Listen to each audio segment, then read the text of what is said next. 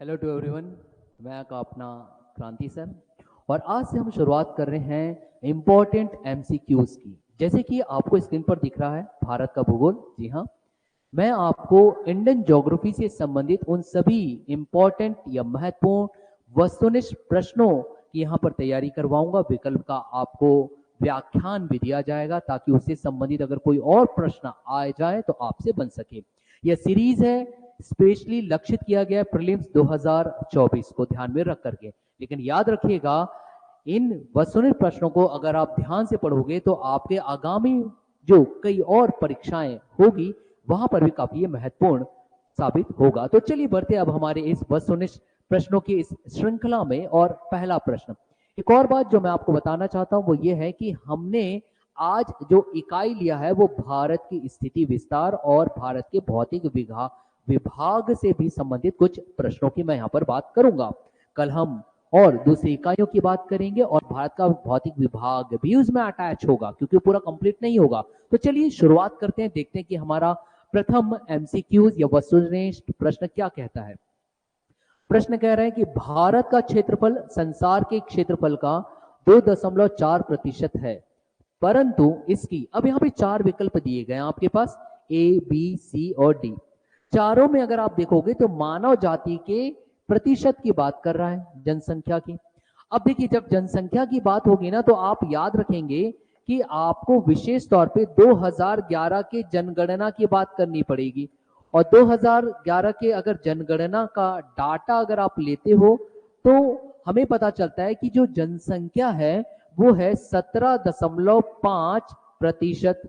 अब आप देखिए कि इन चार विकल्प में से कौन सा ऐसा विकल्प है जो 17.5% के बिल्कुल आसपास दिखाई देता है। तो ए की अगर बात करें तो 16% बोल रहा है, तो हम इसे कैंसिल कर देते हैं। बी और सी में आप देखिए 17% और ये 18% दिया गया है। फिलहाल तो आप डी को कैंसिल कर दो क्योंकि 28% दिया गया है। अब बात होती है कि सर 17 लो या 18 लो, क्योंकि उत्तर आपका 17.5% दिया गया है, इसलिए आप 17% को करीब करीब मान करके विकल्प बी को उत्तर लगाओगे। तो आपका सी भी क्या हो गया, कैंसिल हो गया। ये था इस उत्तर की व्याख्या। बढ़ते हमारे अगले प्रश्न की ओर, वो क्या कह रहे हैं इसे भी देखते हैं। चलिए देखिए, प्रश्न क्रमांक 2 क्या कह रहा है, भारत की विस्तृत है, मतलब कि अब यहां पर इस प्रश्न में अगर आप ध्यान दोगे तो भारत की अक्षांशीय और देशांतरी स्थितियों के आधार पर यह प्रश्न बना हुआ है। अब विकल्प हम देखते हैं क्या दे रहा है। 37 डिग्री 17 दिख रहा है आपका, 37 डिग्री 17 और 53 इंच सेकंड की यहाँ पे बात चल रही है। और अगर आप विशेष ध्यान देखोगे माय डियर, यहां देखोगे तो देखिए ये भी आंकड़े वही सेम है, आंकड़े बिल्कुल सेम है भाई, आंकड़े बिल्कुल सेम है, कोई अंतर नहीं। देखिए बस अंतर कहां आ रहा है, 8.6 डिग्री 28 यहां पे दिया गया है, ये 8 डिग्री 4 मिनट यहां पे दिखाई दे रहा है, और ये 8 डिग्री 28। तो यहां पर अगर हम देखते हैं तो 17 के बीच 37 डिग्री 17 मिनट और 53 सेकंड के आसपास ये दिखाई दे रहा है। अब अगर हम बात करें, क्योंकि यहां पर उत्तरी, यहां पे ध्यान दीजिएगा क्या कह रहा है, उत्तरी, और यहां कह दिया दक्षिणी। अब अगर हम भारत की स्थिति की अगर बात करें तो भारत की स्थिति क्या है, देखिए भारत की स्थिति की अगर मैं बात करूं तो उत्तरी अक्षांश हमें क्या मिलता है। अगर हम इसे एक सामान्य मैप अगर बना दे तो आपका क्लियर होगा। यहां देखिएगा, ये इस तरीके एक रफ मैप, बस रफ मैप आप देखिएगा, ये लगभग इस तरीके का। अब यहां पर अगर आप देखते हो तो आपके पास ये वाला जो मिलेगा वो 8 डिग्री 4 मिनट के आसपास, 8 डिग्री 4 मिनट, और ये क्या होता है, नॉर्थ।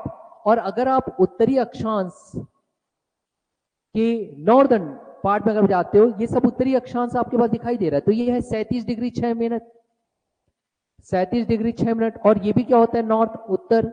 अब आप देखो सब जगह 37 के आसपास आंकड़े दिखाई दे रहे हैं और यहाँ पे 8-4 के आसपास दिखाई देना चाहिए।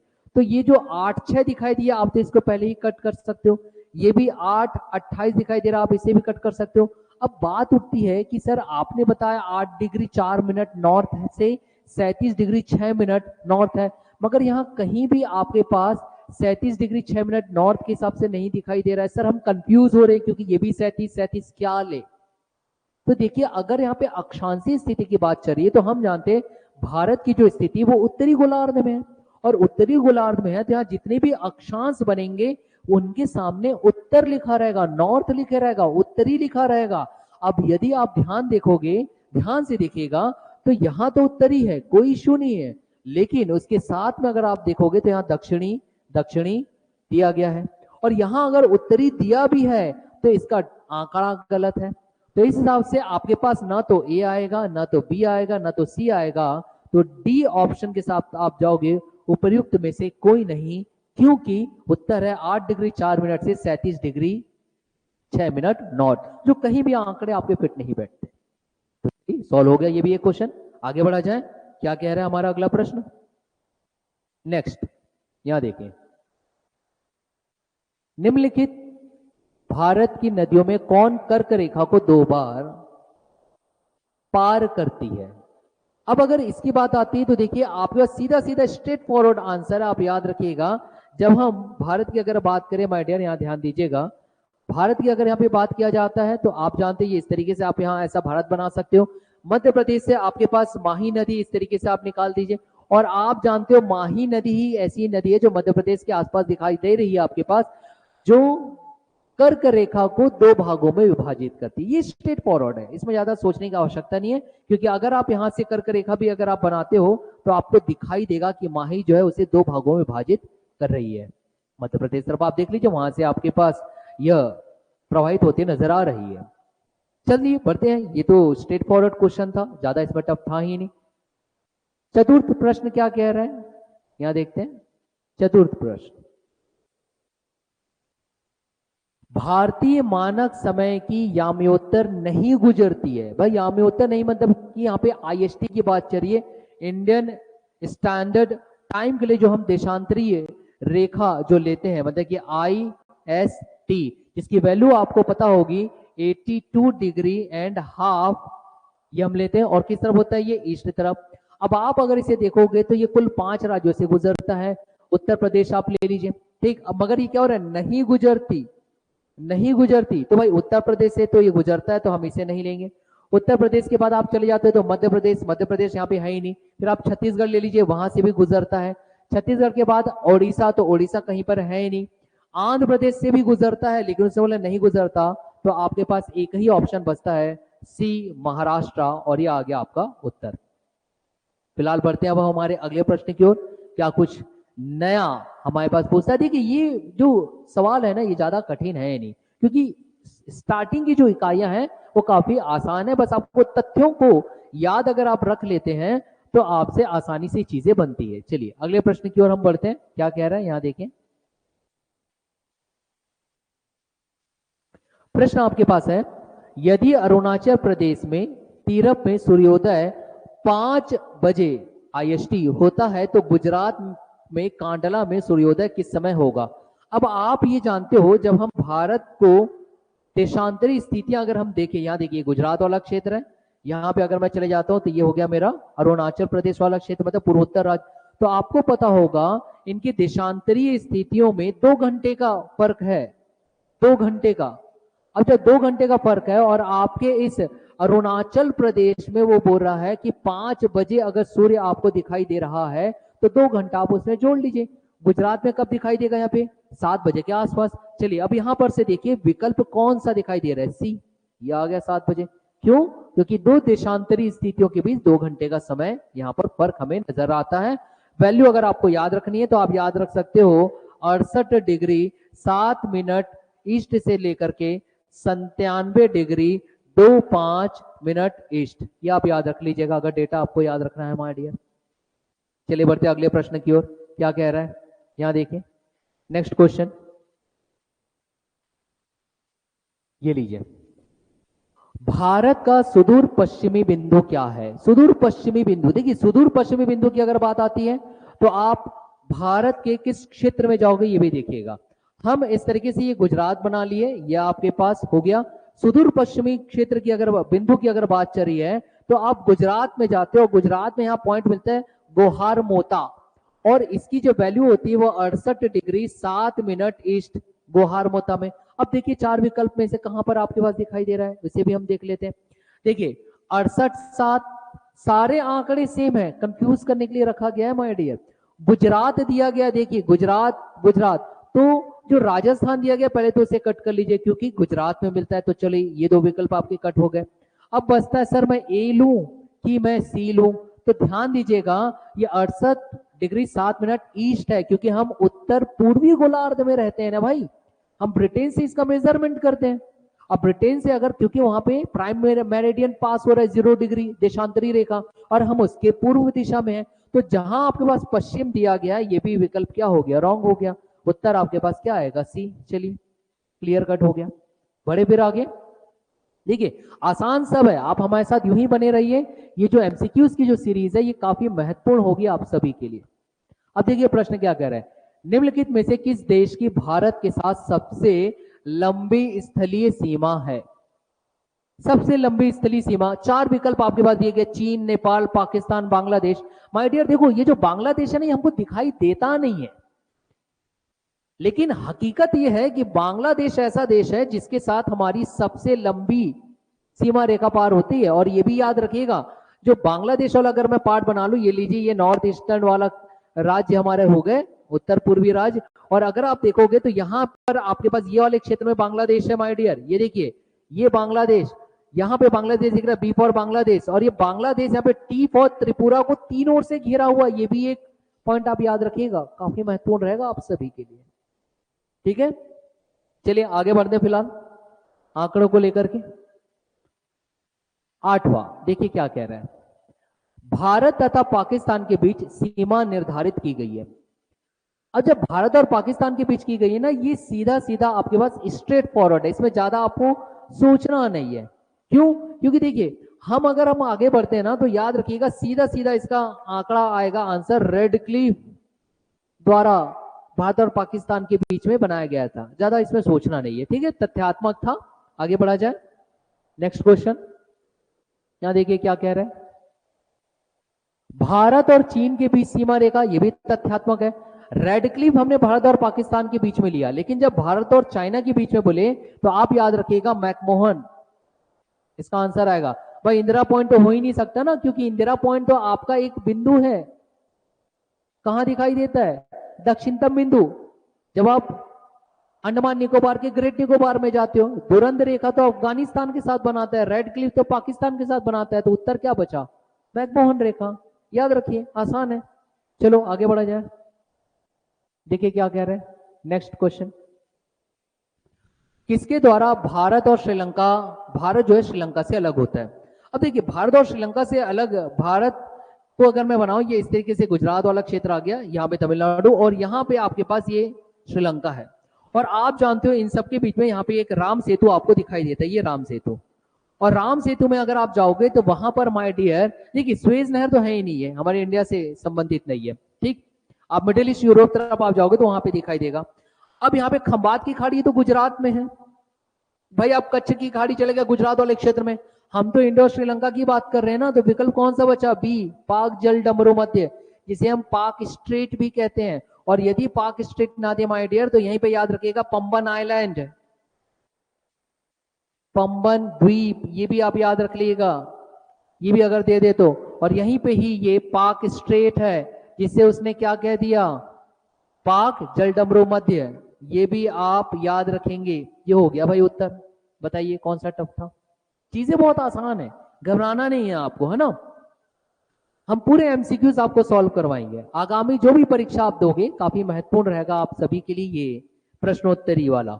चलिए देखा जाए प्रश्न क्या कह रहा है, देखिए प्रश्न कह रहा है भारत में भू आकारों के संबंध में निम्नलिखित कथनों पर मनन कीजिए। अब यहां पर 4 स्टेटमेंट हमारे पास दिया गया माय डियर। 4 स्टेटमेंट क्या है, संरचनात्मक दृष्टि से मेघालय पठार दक्कन पठार का ही विस्तारित भाग है। लेकिन ये 4 स्टेटमेंट पढ़ने से पहले ना आप ये देख लीजिए ताकि आप कंफ्यूज ना हो, इन कथनों में से कौन से कथन सही हैं, ये इसे हाईलाइट कर लिया करो। क्योंकि कई बार क्या होता है, कथन असत्य है बोल देता है और कथन सही नहीं है बोल देता है, और हम सही वाले को लेकर के ऑप्शन को टिक कर दिए रहते हैं। तो यहां पर आप बिल्कुल घबराइएगा मत माय डियर, बिल्कुल भी घबराना नहीं। फिलहाल अब आप देखो क्या बोल रहा है, संरचनात्मक दृष्टि से मेघालय पठार दक्कन पठार का ही विस्तारित भाग है। भाई ये स्टेटमेंट तो बिल्कुल सही है। क्यों सही है?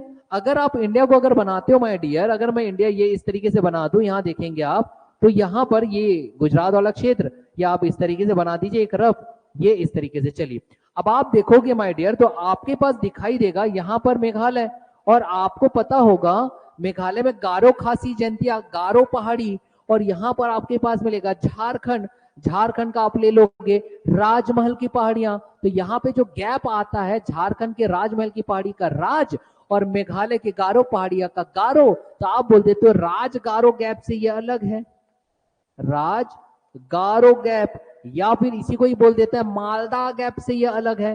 तो याद रखना माय डियर, ये जो मेघालय पठार है वो हमारे प्रायद्वीपीय पठार का ही हिस्सा है। कौन सा प्रायद्वीपीय पठार? ये आप जानते हो, ये पूरा पूरा प्रायद्वीपीय पठार होता है, क्योंकि वहां भ्रंश आ गया था, टूट गया था। तो ये भाई ये स्टेटमेंट एक सही हो गया। दूसरा चलते हैं, यहां देखिए कश्मीर घाटी की रचना एक समभिन्नति से हुई है, ये भी बिल्कुल सही है। क्यों? क्योंकि जब आप पढ़ोगे कि जो इंडियन प्लेट है यूरेशियन प्लेट से जब टकरा रहा था, जब वहां पे आपने पढ़ा होगा कि इसके उत्तरी भाग में यहाँ पे हिमालय का निर्माण हुआ है माय डियर। तो कब हुआ? जब इंडियन प्लेट यूरेशियन प्लेट में टकराया, अंदर हो गया, सबडक्ट हो गया, तो वहां पर ये आपके पास सन्निधि समभिन्नति हमें दिखाई देती है, जिसकी वजह से कश्मीर घाटी का रचना हुआ। तो भाई दूसरा स्टेटमेंट भी आपका सही है, हमको सही तो चुनने बोला है ना। तीसरा देखते हैं, चलिए गंगा मैदान की रचना एक अग्रगर्त में हुई, तो ये भी स्टेटमेंट सही है। क्यों? क्योंकि जब इंडियन प्लेट यूरेशियन प्लेट से टकरा रहा था या टकराया, तो आपके पास यहां देखिए जब इस तरीके से टकराया ना, तो इंडियन प्लेट जब टकरा गया तो उत्तरी भाग में यहां वाले क्षेत्र में माय डियर हिमालय का निर्माण हो गया, बड़े बड़े हिमालय, यहां देखिए हिमालय पर्वत का निर्माण हो गया, और यहाँ पे पठारी भाग मिल गया। और इन सब का अगर आप ढलान अगर आप देखोगे तो हिमालय का ढलान हमें इस तरीके से यहाँ पे दिखाई दे रहा है डियर, ये देखिए, और ये पठारी भाग का इधर लगभग दिखाई दे रहा है। तो एक गर्त सा यहाँ पे दिखाई दिया हमें, जब ये टकराया ना तो फोर्स उत्पन्न हुआ, और उसी गर्त में हिमालय से आने वाली नदियों के, जैसे गंगा नदी आप पकड़ लीजिए, उनके द्वारा निक्षेपण वहां पे किया गया जलोढ़ मृदा का। पठारी नदियां जब ऊपर जा रही, प्रायद्वीपीय पठार की नदी है, जैसे सोन नदी आपने पढ़ा होगा, सोन गंगा अपातंत्र, छत्तीसगढ़ में भी आप पढ़ोगे तो सोन नदी जाकर के यूपी में जाकर के मिलेगी गंगा नदी को। तो ये सब जलोढ़ मृदा वहां ड्रॉप करती गई, वहां विशाल मैदान बन गया। तो आपके पास ये तृतीय भी बिल्कुल सही है भाई। चलो चौथा पढ़ लेते हैं, हिमालय की उत्पत्ति भारतीय प्लेट, यूरोपीय प्लेट। अब देखो भैया ये चीनी प्लेट भी जोड़ दिया यार, कहां से चीनी प्लेट आ जाएगा? नहीं आ सकता ना, गलत है, क्योंकि हमारे पास तो एक थ्योरी है ना प्लेट टेक्टोनिक थ्योरी, और प्लेट टेक्टोनिक थ्योरी में तो बोला ही नहीं है चीनी प्लेट। उसने तो बात किया है भाई कि भारतीय प्लेट और यूरोपीय प्लेट आपस में टकराए थे। तो भाई चौथा आपका गलत है, तो 1 2 3 सही है, तो आप ए विकल्प के साथ जाइए, आपका उत्तर बिल्कुल सही होगा माय डियर। इतना क्लियर हो गया? क्लियर है एवरीथिंग? हाँ, एक और काम करिएगा माय डियर कि अगर आपको हमारे द्वारा ये जो एमसीक्यूज है, जो आपके अपने क्रांति सर अभी एमसीक्यूज की सीरीज चला रहे ताकि आपको भविष्य में कोई तकलीफ ना हो, यदि आपको फायदेमंद लगे तो आप कमेंट करके मेरा उत्साहवर्धन जरूर करिएगा, ताकि मैं और भी सब्जेक्ट का लेते आऊं। फिलहाल चलिए हम बढ़ते हैं हमारे अगले प्रश्न की ओर। क्या कह रहा है देखिए अगला प्रश्न, बढ़ते हैं हम, ये लीजिए देखिए। अभी कह रहा है कि भारत में से कौन सा कथन असत्य है, निम्न में से कौन सा कथन असत्य है? चलिए देखते हैं भाई, यहां देखते हैं। चलो पहला बोल रहा है भौमिकीय दृष्टि से प्रायद्वीपीय क्षेत्र भारत का सबसे प्राचीन भाग है। मांगा क्या है वो, यहां ध्यान दो, मांगा क्या है? असत्य। और पहला ही स्टेटमेंट क्या बोल रहा है? भौमिकीय दृष्टि से प्रायद्वीपीय क्षेत्र भारत का सबसे प्राचीन भाग है। तो ये तो बात बिल्कुल सही है भाई, क्योंकि भारत में हिमालयी क्षेत्र तो बाद में बना, पहले तो प्रायद्वीपीय पठार ही बन चुका था। अगर मैं भारत बना हूं इस तरीके से, ये गुजरात वाला क्षेत्र ये देखिए, तो इसका प्रायद्वीपीय पठार तो सबसे प्राचीनतम भाग है। तो ये तो स्टेटमेंट बिल्कुल सही हो गया, और उसने तो चुनने बोला असत्य, तो आप इसे हटा दीजिए। चलो बी पढ़ लेते हैं, हिमालय विश्व में सबसे नवीन वलित पर्वत है। ये भी बात बिल्कुल सही है, मगर हमको चुनना असत्य है। क्यों सही है? क्योंकि आपको बताया गया है कि इंडियन प्लेट यूरेशियन प्लेट से जाकर के टकराई, और ये आज भी टकरा रही है। प्लेट टेक्टोनिक थ्योरी के माध्यम से अगर मैं बात करूं तो यहाँ पे लगने वाले बल की वजह से ये जो पर्वत है आज भी इस तरीके से ऊपर उठते जा रहे हैं। तो भाई नवीन वलित पर्वत कहलाए ना, तो आपका सेकंड स्टेटमेंट भी क्या हो गया, सही। मगर हमको तो चुनना था असत्य, तो आप उसको भी हटा दो। चलो सी पढ़ते हैं माय डियर। सी क्या बोल रहा है, भारत के पश्चिमी समुद्र तट का निर्माण नदियों की जमाव क्रिया द्वारा हुआ है। पहले पश्चिमी तट को यहां समझिए माय डियर। अगर मैं यहाँ पे भारत को इस तरीके से बना दूं, यहां देखो ये है भाई भारत। चलिए अब पश्चिमी तट मतलब कि अब आपके पास ये वाला तट दिखाई दे रहा है, पश्चिमी तट। अब वो कह रहा है कि भारत का पश्चिमी समुद्री तट का निर्माण नदियों की जमाव की क्रिया के द्वारा हुआ। तो गलत है। क्यों गलत है? जब ये इंडियन प्लेट यूरेशियन प्लेट से टकराया ना, तो ये वाला जो भाग था, ये भाग जब टकराया तो टूट गया। और टूटा ना तो ये ऐसा टकरा, ये ऐसा था, टकराया टूट गया, तो ये अंदर धस गया माय डियर, ये पूरा अंदर धस गया। तभी तो इसकी पूरी ढलान लगभग 85% नदियां इधर जाकर के गिरती है बंगाल की खाड़ी में। तो खड़ा ढाल है, ये अंदर धस चुका है। समुद्र के जमाव की वजह से ये इसका निर्माण होता हुआ नहीं दिखाई दिया माय डियर। तो आपके पास सी जो है वो गलत है, मगर हमारे आंसर में उसी को ही मांगा है जो असत्य है। चलो एक बार डी पढ़ लेते हैं। भारत में गोंडवाना शिलाओं में कोयले का बृहत्तम भंडार है। बिल्कुल बात सही है भाई। गोंडवाना क्रम की चट्टानें जब आप पढ़ोगे, भूगर्भिक संरचना को लेकर के मैं एमसीक्यूज बनाऊंगा, तब बताऊंगा ये गोंडवाना क्रम की चट्टानें वो चट्टानें हैं जहां पे भारत के लगभग 98% कोयले यहीं से प्राप्त होते हैं माय डियर। जैसे लिग्नाइट आप ले लीजिए, इत्यादि इत्यादि। आगे बढ़ा जाए, चलिए आगे बढ़ते हैं। नेक्स्ट क्वेश्चन क्या कहता है, देखिए ये लीजिए। प्रश्न कह रहा है कि दो कथन दिए गए आपके पास। निम्न कथनों को पढ़ करके सही विकल्प का चुनाव करो। विकल्प आपके पास ए, बी, सी और डी दिए गए हैं। अब हम पढ़ते हैं, चलिए। कथन एक क्या हो रहा है, जे डी डाना ने भारतीय उपमहाद्वीप के चट्टानों के भूगर्भिक इतिहास के लिए विशेष भूगर्भिक समय मापक तैयार किया। अब पहले तो मैं आपको ये बता दूं, भारतीय प्लेट की अगर आप अध्ययन करोगे भारत के भूगर्भिक संरचना की, तो हम चट्टानों को अध्ययन करते हैं। लेकिन जब हमने चट्टानों का अध्ययन किया माय डियर, तो जेडी राणा नाम नहीं आएगा आपके पास, टीएस हॉलैंड। यहां पर जो नाम आएगा टीएस हॉलैंड का नाम आता, तो ये सही रहता है। इसका मतलब ये जो कथन एक है वो क्या है, गलत है, क्योंकि यहां पे नाम किसका नहीं है, टीएस हॉलैंड। तो ये स्टेटमेंट क्या हो गया भाई, रॉन्ग हो गया। चलो सेकंड पढ़ लेते हैं। भूगर्भिक समय माप के अनुसार भारतीय चट्टानों को आर्कियन, पौराणिक, द्रविडियन और आर्यन युग में विभाजित किया गया। तो ये बात बिल्कुल सही है। जब भारत की भूगर्भिक संरचना का अध्ययन किया गया, उसमें चट्टाने पाए गए, उन चट्टानों का जब कार्बन डेटिंग इत्यादि साइंटिफिक मेथड से उनका एज निकाला गया, तो कई करोड़ों वर्षों का उसमें अंतर आया, और उसी हिसाब से आर्कियन, पौराणिक, द्रविडियन और आर्यन युग में इसे विभाजित किया गया। तो सेकंड स्टेटमेंट हमारा सही है। चार विकल्प में से अब हम एक चुन लेते हैं। देखो क्या बोल रहा है, कथन एक एवं कथन दो दोनों सत्य है, बिल्कुल गलत बात है। बी बोल रहा है कथन एक एवं कथन दो दोनों असत्य, ये भी गलत बात है। तृतीय बोल रहा है कथन एक सत्य है परंतु कथन दो असत्य, ये भी बात गलत है। डी देखिए, कथन एक असत्य है परंतु कथन दो सत्य है। तो आप डी के साथ आप जाओगे और आपका एक सिलेक्शन करने का जो क्राइटेरिया है वो बढ़ जाता है। बड़े हम हमारे अगले प्रश्न की ओर चलिए, देखते हैं क्या कह रहा है। ये लीजिए अगला प्रश्न देखिए माय डियर। चलिए प्रश्न कह रहा है, निम्न वाक्यों पर विचार कीजिए तथा सही उत्तर का चयन नीचे दिए गए कोट से दीजिए। अब कथन भी दिया गया, कारण भी दिया गया, इसके आधार पर चार विकल्प हमारे पास दिए गए। चलिए देखते हैं ना कथन क्या कह रहा है, कारण क्या कह रहा है, हम मिलान कर लेंगे। कथन बोल रहा है, हिमालय से निकलने वाली सभी नदियां सतत वाहिनी है, मतलब वर्ष भर बहते रहती है, वर्ष भर, इसलिए तो सतत वाहिनी बोला। तो भाई ये तो स्टेटमेंट बिल्कुल सही है यार, कथन सही है, कथन सही है। क्योंकि हिमालय से निकलने वाली गंगा नदी को आप देख लीजिए उदाहरणार्थ, गंगा नदी वर्ष भर आपको मिलेगी, सूखेगा नहीं, कंप्लीटली जीरो नहीं होता, हाँ उसका आयतन कम हो जाएगा, जल ग्रहण क्षेत्र उसका कम दिखाई देगा, मगर सूखेगी नहीं। तो आपके पास कथन तो सही है। तो पहले विकल्प में देख लेते हैं, ए तथा आर दोनों सही है, ठीक है, ए तथा आर दोनों सही है, ठीक है, ए सही है, ठीक है। मगर यहाँ देखो डी में क्या हो रहा है, ए गलत है, तो डी तो हमारा ऐसे ही कट गया यार, क्योंकि बोल रहा है ए गलत है, जबकि ए गलत नहीं है, ए तो 100% सही है। चलो दूसरा पढ़ लेते हैं अब। कारण, हिमालय अपनी वर्षा का अधिकांश हिमालय, हाँ ठीक है, अपनी वर्षा का अधिकांश दक्षिणी पश्चिमी मानसून से प्राप्त करता है। मतलब वो ये कहना चाह रहा है हिमालय जो है वो अपनी वर्षा को, ऐसा है वो, हिमालय अपनी वर्षा को अधिकांश वर्षा जो प्राप्त होती बूंदे को अधिकांश दक्षिणी पश्चिमी मानसून से प्राप्त करता है। अब देखो भाई ये स्टेटमेंट भी सही है। क्यों? क्योंकि आप जानते हो भारत में, यहां समझिएगा, भारत में जो मानसून आता है वो कौन सी दिशा से? दक्षिण पश्चिम मानसून। ये लीजिए दक्षिण पश्चिम मानसून। और मैक्सिमम जो बारिश होती है इसी मानसून की वजह से होती है। तो यहाँ देखिए ये एक आएगा बंगाल की खाड़ी से, एक आएगा अरब सागर की वजह से।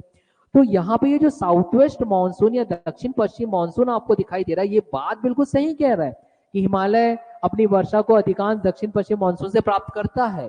दूसरा स्टेटमेंट सही है, लेकिन क्या ये कारण कथन के लिए सही है? अब हमको इस पर विचार करना पड़ेगा। तो पहले हम क्या करेंगे, कुछ विकल्पों को और देखते हैं। क्या बोल रहे, देखो सी में देखो, परंतु आर गलत है बोल रहा है, जबकि आर भी हमारा सही है। तो भाई सी और डी तो कट गए। अब इन दो में से कोई एक आएगा, क्योंकि देखो दोनों में बोल रहा है ए तथा आर दोनों सही है। हाँ भैया दोनों सही है, लेकिन अब आपको देखना है क्या कथन के लिए ये कारण सेटिस्फाई करता है। तो इसके लिए आप क्योंकि लगा दो। क्योंकि कैसे पढ़ोगे, हिमालय से निकलने वाली सभी नदियां सतत वाहिनी है, क्योंकि हिमालय जो है वो अपने वर्षा को अधिकांश दक्षिण पश्चिमी मानसून से प्राप्त करता है। भाई देखो कारण जो है ना उसको सेटिस्फाई नहीं कर रहा है। क्यों? क्योंकि हिमालय से निकलने वाली नदियां सतत वाहिनी जरूर है, लेकिन उसका स्रोत सिर्फ मानसून का वर्षा नहीं है, हिमालय में जमे हुए बर्फ भी है, जिसे आप हिमानी, हिमनद या ग्लेशियर कहते हो। तो सिर्फ आप वर्षा का कारण कैसे ले लोगे? क्योंकि वर्षा से ही अगर सतत वाहिनी होती तो प्रायद्वीपीय पठार से निकलने वाली नदियां कभी सूखती ही नहीं, वर्ष भर देती हवा। फिर क्यों रिवर इंटरलिंकिंग प्रोजेक्ट भारत सरकार चलाना चाहती है, हिमालय की नदियों को पठारी नदियों में जोड़ना चाहती है। क्यों? क्योंकि हिमालय की नदियां सतत वाहिनी है, पठारी नदियां प्रायद्वीपीय पठार की नहीं है सतत वाहिनी, क्योंकि वो सिर्फ वर्षा से जल प्राप्त करती है। और यहां बोल रहा है कि वर्षा से ही प्राप्त करती है, गलत, हिमानी या हिमनद भी देना था। तो अब आप बोलोगे ए तथा आर दोनों सही हैं, परंतु आर जो है वो ए को व्याख्या नहीं करता, इसलिए आपका ये ए विकल्प भी गलत। Answer select. ठीक है, कोई डाउट नहीं आना चाहिए माय डियर। मैं पुनः कह रहा हूं यूट्यूब में ये अपलोड हो जाएगा। अगर आपको ये सीरीज सही लगे तो आप कमेंट जरूर करिएगा माय डियर। और आपको ये जो क्रांति सर है ऐसे ही कंप्लीट सीरीज लेकर के आएंगे अलग अलग सब्जेक्ट में। चलो आगे बढ़ा जाए। नेक्स्ट क्वेश्चन क्या कह रहे हैं यहां देखिए, अगला क्वेश्चन, कुमाऊं हिमालय निम्नलिखित में से किन नदियों के बीच स्थित है? अब देखिए अगर आप कुमाऊं हिमालय को जानना चाहते हो ना तो आपको इसका जो क्षैतिज वर्गीकरण हिमालय का किया गया वो जानना जरूरी है, वो जानना जरूरी है। तो देखो कुमाऊं हिमालय से पूर्व ही अगर आप देखोगे तो यहाँ पे आपके पास इस तरीके से माय डियर आपने देखा होगा, अगर आप हिमालय का वर्गीकरण आपने पढ़ा होगा तो पता चला होगा कि ये सिंधु नदी, और सिंधु के बाद यहाँ पे सतलज नदी, SAT में लिख देता हूँ, ये SIN, सिंधु नदी और सतलज नदी के बीच आपको मिलता है पंजाब हिमालय। याद करिए पंजाब हिमालय। और सतलज के बाद यहां पर आपके पास दिखाई दे रहा है काली नदी, सतलज और काली, और सतलज और काली के बीच में आपके पास दिखाई देता माय डियर कुमाऊं हिमालय। और ये जो कुमाऊं हिमालय ये उत्तराखंड में आपको दिखाई देता है। और विकल्प उसके हिसाब से अब आप सिलेक्ट कर लीजिए। देखो सिंधु और सतलज ये तो आप लोगे ही नहीं, अभी मैंने बताया वहां पंजाब हिमालय को कवर करता है। भाई ये देखो सतलज और काली भी आ गया यार आपके पास। काली और तीस्ता क्यों नहीं लिए? क्योंकि काली और तीस्ता मतलब काली के बाद जो यहाँ पर तीस्ता आता है माय डियर वो तो नेपाल हिमालय को कवर करता है ना। यहाँ पे आ जाएगा काली और तीस्ता जो नेपाल हिमालय को कवर करता है। नेपाल याद रखिए, यहाँ पे नेपाल हिमालय आएगा। और तीस्ता और ब्रह्मपुत्र के बीच में अगर मैं बात करूंगा तो यहाँ पर आएगा असम हिमालय, ये भी आप याद रखिएगा। तो तीस्ता के बाद यहाँ पे क्या आ जाता है, ये ब्रह्मपुत्र हिमालय आ गया माय डियर। यहाँ देखिए ये आ गया ब्रह्मपुत्र, सॉरी ब्रह्मपुत्र नदी आ गई। तो हिसाब से डी भी रॉन्ग, भाई आ गया आपका बी सही। तो कॉन्सेप्ट भी आपको बताया जा रहा है, व्याख्यान भी आपको किया जा रहा है हर एक चीज का, ताकि इससे संबंधित प्रश्न भी आपसे बन जाए। चलिए माय डियर आगे बढ़ा जाए, क्या कह रहा है प्रश्न, यहां देखते हैं। यहां देखिए अगला प्रश्न ये लीजिए, यहाँ देखिए, पश्चिमी भाग में हिमालय की श्रेणियों का दक्षिण से उत्तर की ओर निम्नांकित में से कौन सा क्रम है? क्या कह रहे हैं? पश्चिमी भाग में। अब पश्चिमी भाग की अगर बात कर रहे हैं ना माय डियर, तो आप ना ये वाला क्षेत्र लेते हो। देखो, अगर मैं यहाँ पे इस तरीके से इंडिया को अगर मैं बना दूं, तो ये वाला भाग आप इस तरीके से, अब पश्चिमी भाग में, मगर बोला क्या है? दक्षिण से उत्तर। ये महत्वपूर्ण है, आप इसे हाईलाइट जरूर करिएगा, वरना कंफ्यूज हो जाओगे, आंसर रॉन्ग चुन लोगे। दक्षिण से उत्तर, 4 विकल्प आपके पास दिए गए हैं, वो दक्षिण से उत्तर बोला है भाई, दक्षिण से उत्तर। तो हम पहले दक्षिण वाले हिमालय को लेंगे पहले क्रम में। और यहाँ बोला महान हिमालय, जबकि महान हिमालय तो माय डियर ट्रांस हिमालय के हिस्से में, सॉरी, महान हिमालय तो आपके पास ऊपर दिखाई देगा ट्रांस हिमालय के बाद, तो हम ये ले नहीं सकते। ठीक, ये कट हो गया, क्योंकि दक्षिण से बोला, ये तो उत्तर दिखा दे रहा है। फिर बोल रहा है शिवालिक, लघु और महान। हाँ, ये एक बार आ सकता है, क्योंकि सबसे नीचे शिवालिक हिमालय आता है और उसके ऊपर लघु, और लघु के ऊपर महान हिमालय आता है, तो बी सही है। क्योंकि सी जो है बोल रहा है लघु हिमालय, महान हिमालय और शिवालिक। भाई ये तो बीच वाला है, ये सबसे ऊपर है और वो सबसे नीचे है। दक्षिण से उत्तर बोला तो आ ही नहीं सकता, क्रम जम ही नहीं रहा है। उस हिसाब से शिवालिक के ऊपर लघु आना था, ना कि महान हिमालय आना था, तो ये रॉन्ग है भाई माय डियर। ठीक है, तो आप ऑप्शन कौन सा चुनोगे? B for ball. ये इस तरीके से वर्गीकरण है, आपने पढ़ा होगा माय डियर। यहाँ देखिए इस तरीके से, मैं एक बार हाईलाइट कर देता हूँ। यहाँ ट्रांस हिमालय था, यहाँ ग्रेट हिमालय जिसे महान हिमालय आप बोलते हो, ये लघु हिमालय या जिसे मिडिल हिमालय बोलते हैं, और ये बाही हिमालय या शिवालिक हिमालय। देख लीजिए, जम गया, आपका आंसर आ गया। आगे बढ़ा जाए, चलो माय डियर आगे बढ़ते हैं। नेक्स्ट क्वेश्चन क्या कह रहा है, यहां देखिए, ये लीजिए भैया। नेक्स्ट क्वेश्चन, निम्नलिखित में से उत्तर दिशा की ओर क्रम वाली पर्वत श्रेणी कौन सी है? अब उत्तर दिशा की ओर, फिर से हाईलाइट करो ना, आप कंफ्यूज क्यों ना। उत्तर दिशा की ओर, इसका मतलब हुआ कि आपको दक्षिण से उत्तर चलना है, समझिए आप, दक्षिण से उत्तर, कंफ्यूज नहीं होना है भाई। तो चलिए देखते हैं कि आपके पास क्या आ रहा है। पहला बोल रहा है जास्कर पर्वत श्रेणी, पीर पंजाल पर्वत श्रेणी, लद्दाख पर्वत श्रेणी और कराकोरम पर्वत श्रेणी। देखिए, इसके लिए ना आपको श्रेणी उत्तर से दक्षिण अगर याद है, तो दक्षिण से उत्तर आप जमा लोगे। सबसे पहले अगर आप देखोगे ना माय डियर, तो आपके पास आता है कराकोरम, याद रखना। देखो मैं यहाँ पे जमा देता हूं, अगर आप पढ़े होंगे तो आपको पता होगा, इस तरीके से ये ऐसा रहता है, ये ऐसा। 4 आप जमा लीजिए। सबसे पहले आपके पास आएगा कराकोरम का के मैंने रख दिया, फिर आप लद्दाख का एल रख दो, फिर जास्कर आएगा, फिर पीर पंजाल आएगा माय डियर। अब वो क्या बोल रहा है? उत्तर दिशा की ओर, मतलब दक्षिण से उत्तर, तो पीर पंजाल आना चाहिए, फिर जास्कर आना चाहिए, फिर लद्दाख आना चाहिए, फिर कराकोरम। चलो देख लेते हैं। तो ये तो एक कट गया, ठीक है, सी भी कट गया। अब डी और बी में से उत्तर कोई एक हो सकता है, तो पीर पंजाल के बाद जास्कर बोल रहा है, ठीक है, जास्कर का लद्दाख बोल रहा है, ठीक है, लद्दाख के बाद ये कराकोरम, तो बी तो हमारा डायरेक्ट आंसर आ गया, ये देखिए, और डी हमारा कैंसिल। फिर क्यों? क्योंकि पीर पंजाल के बाद ये डायरेक्ट ला दिया लद्दाख, जबकि लद्दाख से पहले आता है जास्कर। क्लियर ये? चलो भैया, ये भी क्लियर हो गया माय डियर। हाँ, मैं बार बार कह रहा हूं, अगर सीरीज आपको बेहतर लगे तो यूट्यूब में जाकर कमेंट जरूर करिएगा, ताकि मैं रोजाना 7:30 से 8, 8:30 बजे के बीच आपको यहाँ पर लाइव भी पढ़ाऊं। मैं लाइव भी पढ़ा रहा हूं अभी, और यही चीज फिर रिकॉर्डेड वीडियोस के तौर पे यूट्यूब दिखता है। चलिए आगे बढ़ा जाए।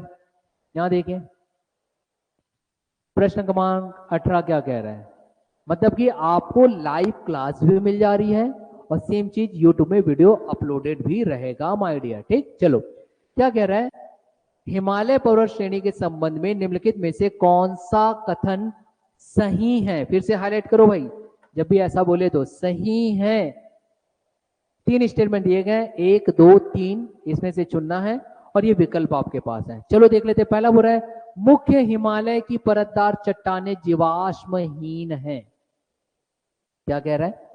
मुख्य हिमालय की परतदार चट्टानें जीवाश्महीन है। मुख्य हिमालय मतलब कि आपके पास हिमालय का वर्गीकरण हुआ है, ट्रांस हिमालय, महान हिमालय, लघु हिमालय, फिर बाही हिमालय, जिसको शिवालिक हिमालय बोलते हैं।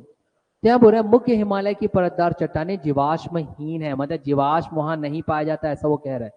जबकि अगर आप आगे अगर देखोगे माय डियर, तो आपको पता चलेगा इस क्वेश्चन में कि वो कह रहा है कि भाई नहीं मिलना चाहिए, मुख्य हिमालय की परतदार चट्टानों में जीवाश्महीन है, अर्थात यहाँ पे वो कह रहा है कि जीवाश्म नहीं पाया जाता, जबकि ये रॉन्ग है, पाया जाता है।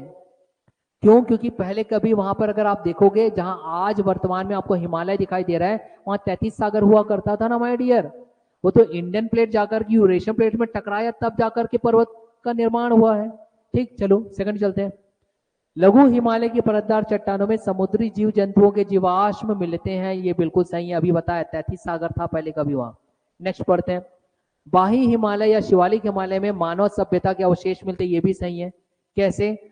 जब आप शिवालिक हिमालय में जाओगे, जिसके बाद आपके पास उत्तर भारत का विशाल मैदान शुरू हो जाता है, तो आपने वहां पे सुना होगा गफ कराल, आपने स्थान सुना होगा। गुफ कराल के साथ आपने सुना होगा बुर्ज होम। तो बुर्ज होम और गफ कराल ऐसे स्थान है जहां पे मानव अवशेष मिले हैं माय डियर। तो ये भी दो, तीसरा भी सही हो गया। तो किस ऑप्शन के साथ जाओगे भाई? आप ए के साथ जा नहीं सकते, तो ये बी आ गया, सी और डी ऑलरेडी कट, क्योंकि एक वहां पे आ चुका था। अब इसके चुनने का एक तरीका मैं बता रहा हूं, यहां देखिए, इसे देखिए माय डियर, एक जो चुनने का तरीका बता रहा हूं इसे देखिए। हम इतना श्योर हो गए कि एक हमारा गलत है, तो जहां जहां एक है काट दीजिए। ये देखिए, ए कट गया, सी कट गया, डी कट गया, क्योंकि सब में एक आया था, ऑटोमेटिकली बी जो है आपका सही आ गया। ये भी एक तरीका होता है जिसको एलिमिनेशन राउंड कहते हैं। चलिए आज का हम आखिरी प्रश्न में चलते हैं। रोजाना मैं आपको 7:30 से 8 बजे, 7:30 या 7:45 से 8:30 बजे के बीच रोजाना लाइव आऊंगा इतने बजे, तो आप मेरे साथ लाइव जुड़िए और फिर रिकॉर्डेड वीडियो आपको यूट्यूब में दिख जाएगा। चलिए अगला प्रश्न हम देखते हैं माय डियर, जो हमारा आज का अंतिम प्रश्न है। प्रश्न कह रहा है, हिमालय के किस भाग में करेवा भू आकृति पाई जाती है? देखो करेवा क्या होता है। जब हम हिमालय की हम बात करते हैं माय डियर, तो आप उसको हिमालय को इस तरीके से बना लीजिए। हिमालय में डिपोजिशन होता है, निक्षेपण होता है माय डियर। यहाँ निक्षेपण, कुछ डिपॉजिट किया जाता है, या वायु के द्वारा या बहती हुई नदियों के द्वारा। तो यहाँ पे जो निक्षेपण हो रहा है, सेडिमेंट्स जो दिखाई दे रहे हैं अवसाद के तौर पर, ये ही कहलाता है करेवा। और ये जो करेवा है ना माय डियर, यहाँ पे जो निक्षेपित तौर पर आपको दिखाई दे रहा है, ये बहुत ही फायदेमंद होता है केसर के फसलों के लिए। और केसर नहीं, उसके स्थान पर आप याद रखिएगा जाफरान। ठीक है, जो मैं कह रहा हूं उस शब्द को याद रखेंगे, केसर। केसर नहीं आएगा तो आप उसे याद रख लीजिएगा जाफरान, जो उसी की एक क्वालिटी है, सैफ्रॉन का एक क्वालिटी जाफरान। तो केसर याद रख लीजिए, उसके फसल के लिए काफी अच्छा होता है ये करेवा। तो अब हम देख लेते हैं विकल्प क्या आएगा। आपके पास दिया गया है उत्तर पूर्वी हिमालय, उत्तर पूर्वी, दूसरा बोल रहा है पूर्वी हिमालय, तीसरा बोल रहा है हिमाचल उत्तराखंड हिमालय। तो ये तीनों ही रॉन्ग है, ये आपको कश्मीर हिमालय तरफ ये दिखाई देता है माय डियर, ये याद रखोगे। कहां दिखाई देगा? कश्मीर हिमालय तरफ। तो ये क्या है?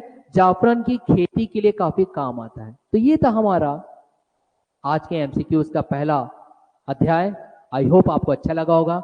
अच्छा लगा होगा तो यूट्यूब में जाकर के कमेंट जरूर करिएगा। रोजाना मैं यूट्यूब में वहां पर ऑफलाइन और यहाँ पे लाइव मिलूंगा। तब तक के लिए जय हिंद, जय भारत। क्रांति सर को अलविदा कहिए। Will meet you again. Thank you my dear.